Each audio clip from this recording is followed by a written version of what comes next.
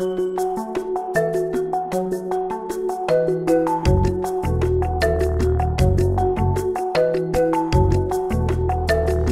numéros 40 et 41 de la JLMB ont un statut particulier.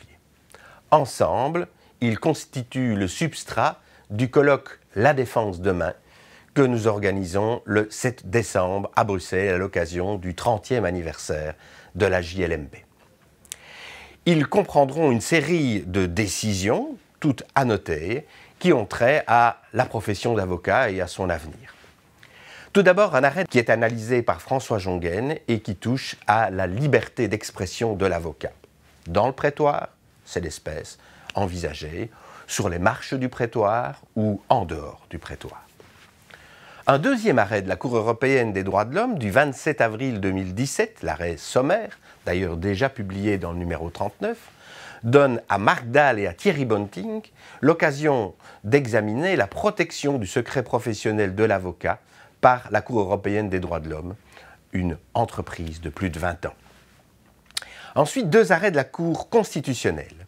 Un premier arrêt du 15 juin 2017 en matière de financement de l'aide juridique. Il est commenté par Stéphane Bonnen, qui s'interroge sur cette question de financement des BAJ. Hier, aujourd'hui, demain, si je puis dire. Un deuxième arrêt de la Cour constitutionnelle du 6 juillet 2017 consacre la possibilité pour les ordres communautaires d'avocats d'agir en justice pour la protection non seulement des intérêts de la profession, mais aussi des intérêts des justiciables. J'analyse personnellement la portée de cet arrêt.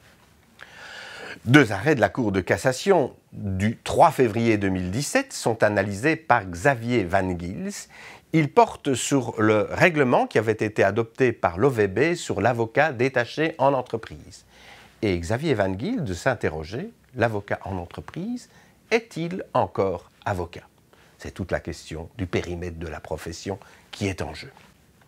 Luc Maréchal analyse un arrêt de la Cour d'appel de Liège du 30 novembre 2016 en matière de mandat ad litem, et c'est l'occasion pour lui de se demander si le monopole de représentation des avocats existe toujours.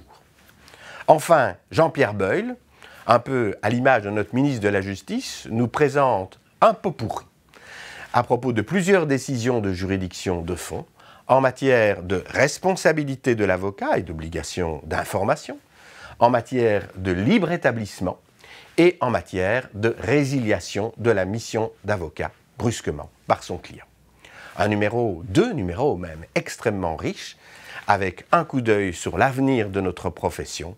Nous ne pouvons bien sûr que vous inviter à les lire et à nous rejoindre le 7 décembre.